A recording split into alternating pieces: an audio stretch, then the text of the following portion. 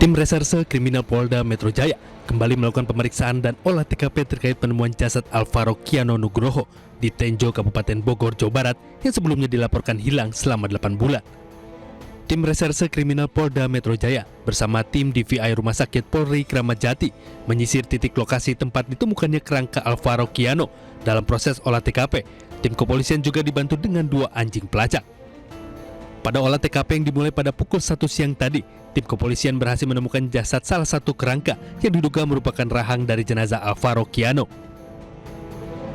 Tadi hasil dari olah TKP mendapatkan beberapa tulang yang diduga adalah anak tersebut, sehingga tulang ini akan kami bawa lagi ke Rumah Sakit Kramat Jati untuk diproses lebih lanjut dan diperiksa lebih teliti lagi apakah tulang tersebut punya jenazah atau bukan. Terima kasih. Bagian apa aja tadi, Pak? Bagian apa aja tadi, Pak, diduganya, Pak? Ya, baik, untuk diduganya itu ditemukan ada rahang bawah, di mana di rahang bawah itu untuk skalanya masih kecil, jadi curiganya kemungkinan itu ada anak-anak. Sementara saat dikonfirmasi awak media soal kelanjutan kasus hilangnya Alvaro Kiano Nugroho karena terduga pelaku telah meninggal dunia, polisi menyebut akan terlebih dahulu memastikan temuan kerangka tersebut apakah benar milik Alvaro atau bukan. Cepat bisa clear semua, gitu Mbak. Oke. Pelaku sudah meninggal dunia, apakah kasus ini masih diteruskan atau bagaimana? Kita masih sedalami lebih lanjut apakah terkait dengan apakah dugaan ini temuan ini apakah memang yang diduga almarhum si anak A atau bukan, nanti dari kedokteran nanti akan dalam lanjutan kami. Oke, gitu ya. Dalam proses olah TKP di Jembatan Cilalai, wilayah Tenjo, Kabupaten Bogor, pihak keluarga Alvaro Kiano tidak hadir untuk menyaksikan langsung proses olah TKP. Dari Kabupaten Bogor, Jawa Barat, Henry Aprila, Rama Romadona, Ahmad Putra Pamungkas, Ainis melaporkan. Pemirsa, Ibunda Alvaro Kiano Nugroho menyebut mantan suaminya sekaligus ayah tiri Alvaro pernah melakukan KDRT. Pelaku juga pernah mengancam menculik anaknya jika menolak rujuk. Menurut Arumi, usia pernikahannya dengan Alex Iskandar atau ayah tiri Alvaro berlangsung hanya 1 tahun. Selama menikah, Alex sering melakukan kekerasan dalam rumah tangga. Arumi juga menyebut Alex pernah mengancam akan menculik Alvaro. Namun kala itu, Arumi mengira Alex hanya bercanda. Itu dia kan emang orangnya temperamental ya. Emang orangnya seperti itu. Kalau dia bikin statement saya selingkuh atau itu, gak ngerti itu alibi dia dari mana. Jangankan dia bilang selingkuh, saya sama orang keluarga terdekat aja dia cemburu. Dia cemburuan. Dia mau saya sama siapapun juga cemburu, rekan kerja atau apa, dia cemburu.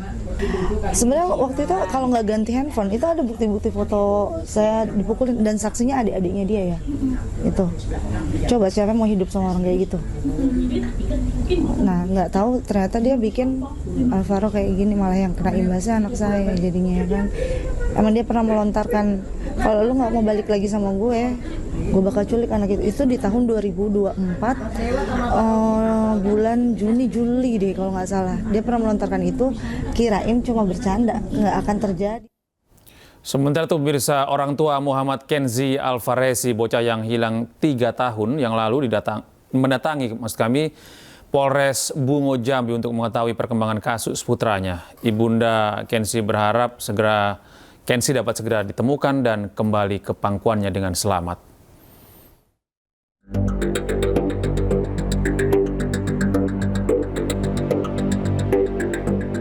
Muhammad Kenzi Alvarezi, anak yang hilang 3 tahun lalu saat berusia 3 tahun hingga kini belum ditemukan. Orang tua Kenzi kembali mendatangi Polres Bungo untuk menanyakan perkembangan pencarian putra mereka. Sang ibunda menaruh harapan besar polisi bisa segera menemukan buah hatinya. Harapannya ya bisa terungkap lah Pak, kasus hilangnya anak kami ini, bisa tahu titik terangnya. Jadi sehat-sehat ya nak, dimanapun Kenzi berada. Di sini Ibu sama semua orang akan terus berusaha semaksimal mungkin semampu kami untuk mencari Kenzi. Maafkan Ibu. Kita bisa menjaga Kenzi dengan baik. Kenzi Alvarezi hilang pada 1 September 2022 saat bermain di depan rumahnya. Polres Bungo Jambi pun membentuk tim khusus untuk mencari Kenzi. Polisi kembali memeriksa saksi dan CCTV untuk menemukan petunjuk baru atas hilangnya Kenzi.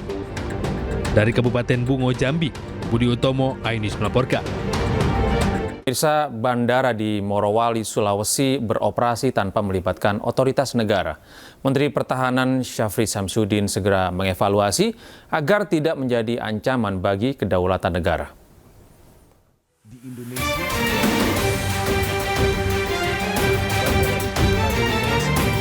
Satuan Tugas Penertiban Kawasan Hutan Satgas PKH menemukan bandara yang beroperasi di kawasan PT IMIP, Kabupaten Morowali, Sulawesi Tengah.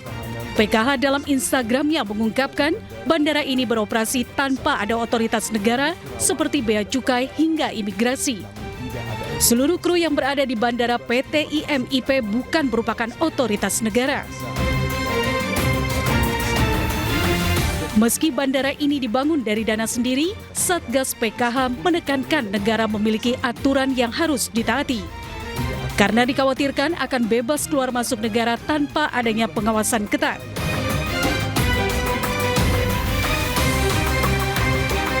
Dugaan adanya bandara tanpa otoritas negara diungkap Menteri Pertahanan Syafri Samsudin saat melakukan peninjauan intensif di Morowali, Sulawesi Tengah dalam rangka simulasi pertahanan terintegrasi TNI.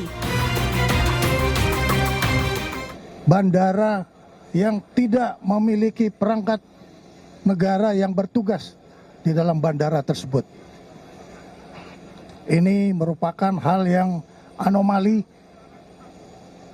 di dalam negara Kesatuan Republik Indonesia yang kita harus menegakkan regulasi, tapi ternyata masih terdapat celah-celah yang merupakan kerawanan terhadap kedaulatan ekonomi, bahkan juga bisa berpengaruh kepada stabilitas nasional.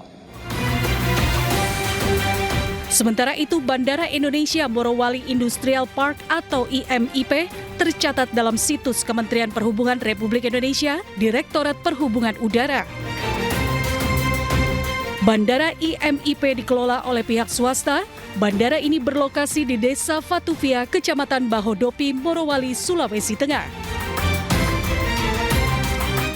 Sementara itu, Menteri ESDM Bahlil Lahadalia mengungkap Presiden Prabowo Subianto meminta segera ditegakkan aturan terkait bandara di Morowali. Negara tak boleh kalah.